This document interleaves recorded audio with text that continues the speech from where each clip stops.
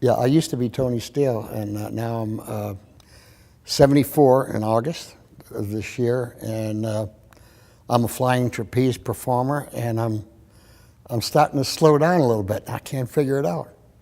Can't get that third flip in there anymore. You're 74 and you're still a flyer. Yeah, but I don't get much work. I mean, who the hell wants to see an old fart fly through the air? I mean, seriously, I don't understand the attraction.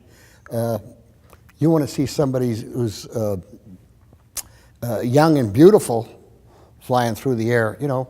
But for some reason, I guess it's supposed to be an inspiration to the elderly, the AARP group, I guess. I did the first double layout somersault, and from the double layout comes everything else. If you're doing a triple, or if you're going to do any type of twisting trick, like Miguel Vazquez does a double-double with a full twist in each somersault, you need the basis of the double layout to start. I did the first forward over the bar with a full twist, the first 2.5 with a full twist, and the first 3.5.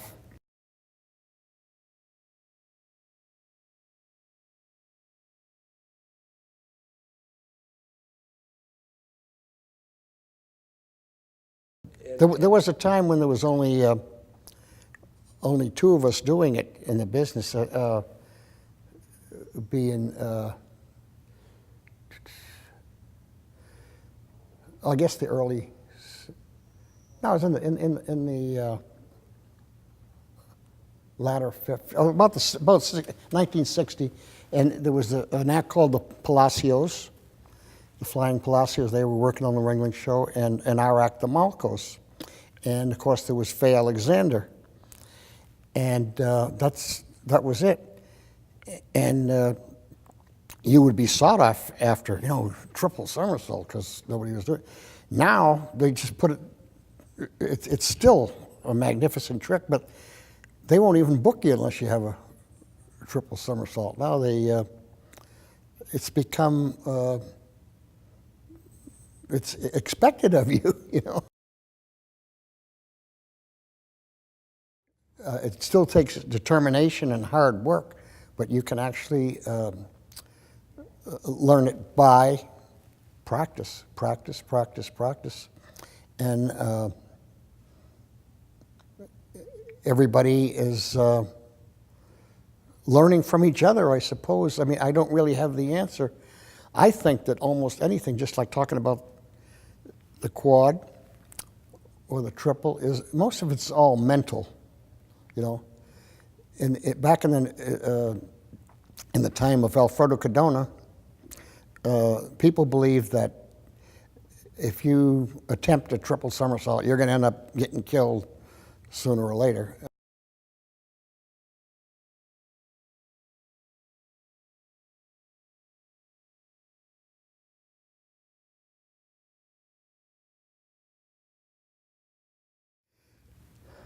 Well, I hate to be cruel or anything like that, but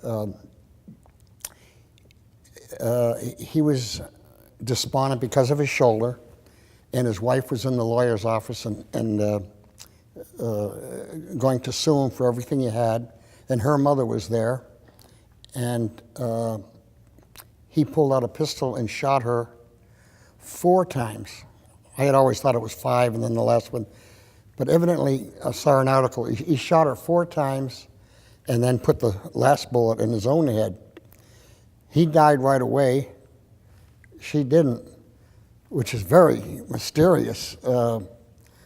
He's really a bad shot, or he's masochistic, wanting to really harm his wife, you know. So, I mean, the reality is it was murder. But I don't look at Alfredo Cardona as a murderer, even though he is. That's a different part of him. The part I look at is, what did he do for the flying trapeze, which I respect, and it's my religion. And his techniques were far inferior to what has evolved now, you know, like the Vazquez. There's a man named Fleming that wrote kind of a lengthy thing. I mean, not real long, but it starts off, "Damn everything but the circus." And I love that line because when you're in the circus, you don't have to talk politics, you don't have to talk sports, you don't have to talk about the weather. It's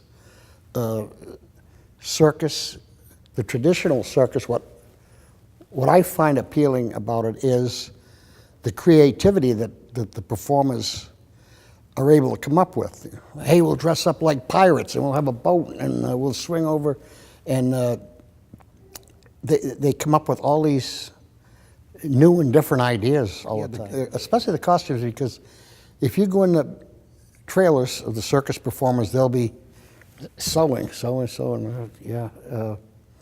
and they create some incredible costumes. I mean, they're not just.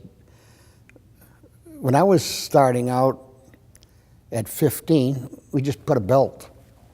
It was a sequin belt. It was okay, and usually the letter on the front of the belt, like M was for Malco's, and they'll also have the pedestal board decorated with the name of the act, you know, something like that.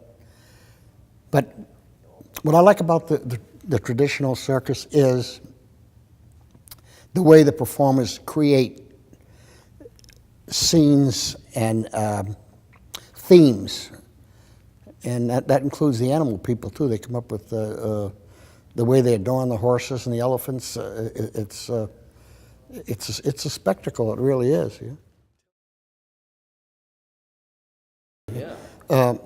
I met Juan in Paris, France, and he was doing the bar act with his uncle, Pablo Rodriguez, and they were bar performers. They had 3 bars set up. They were 8.5 feet off the ground, and then they had another set in between the first and second and third bar that was twice as high, and they would do what they call manolas up on the top.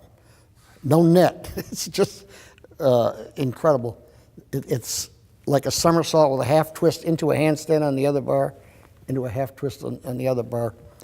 And Pablo himself was one of the performers that would go from the first bar over the center bar and catch the third bar. And Juan was in the act, and he was a great bar performer. And anybody in the circus knows the hardest act there is, I don't think you'll find any arguments, is a bar act. As a matter of fact, it's kind of stupid because a simple pass on the bars is 10 times more difficult than anything on the trapeze. It's a very difficult to perform on the bars. And I know that Juan and Pablo Rodriguez were always looking up. And they always had the idea of doing a flying act. As a matter of fact, one time everybody went out and Pablo says, "Oh no, I don't feel so good. I think I don't go with you guys." They were all going to a Mexican restaurant, and Lee Staff had a flying rig in there, the Flying Merrilies, and he went and he forgot his wallet, and he came back and Pablo Rodriguez was up on the rigging with a tape, getting all the measurements, you know. So he got caught.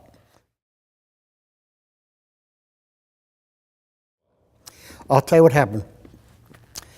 A sort of a naive type person, like sort of like a farm boy. I'm trying to tell it like it is. He said, "Hey, you do 3. Why don't you do 4? You know." I said, what the heck's the matter with people? It's hard enough to do 3. How you can do 4? But I have to put up with that nonsense. And then I said, wait a second. Of course. See how the mind works? 4 is impossible. Absolutely, positively. But why not 3.5? If you just come in a little more, you wouldn't have to worry about opening. You could just roll it right in and do a 3.5. So that's what gave me the idea was when he said, "You do 3, why don't you do 4?"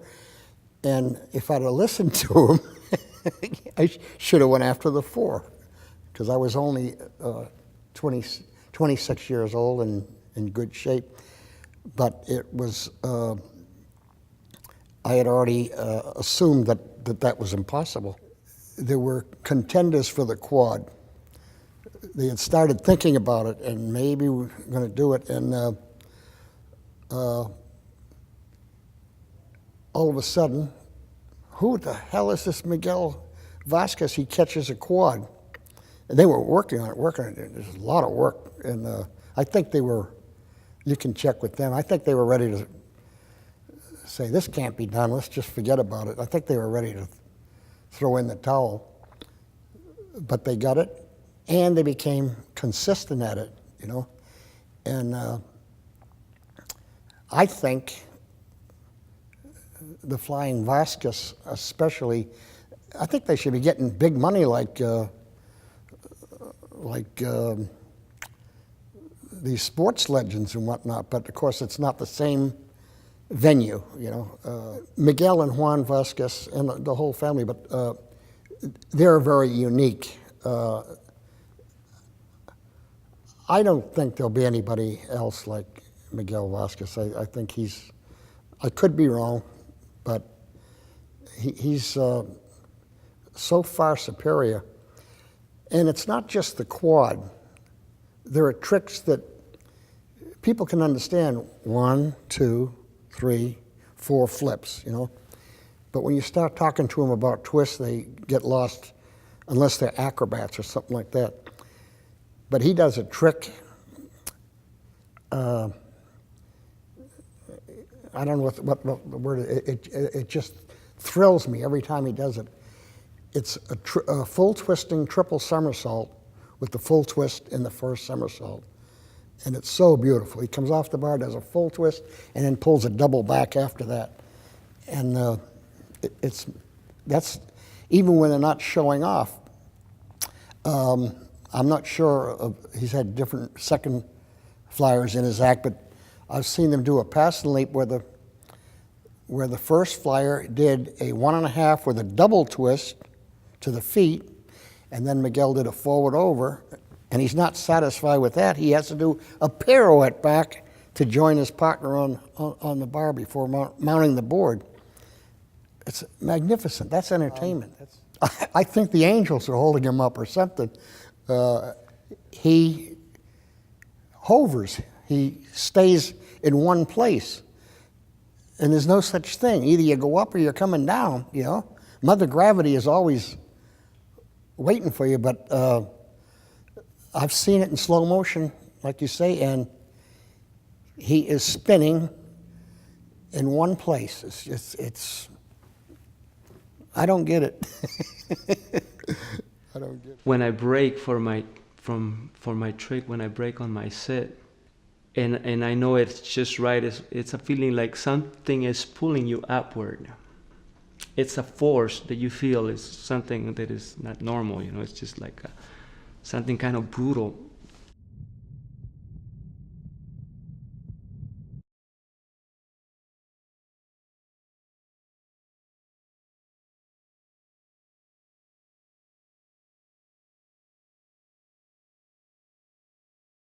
Maybe he won't tell you because he thinks you'll tell somebody else.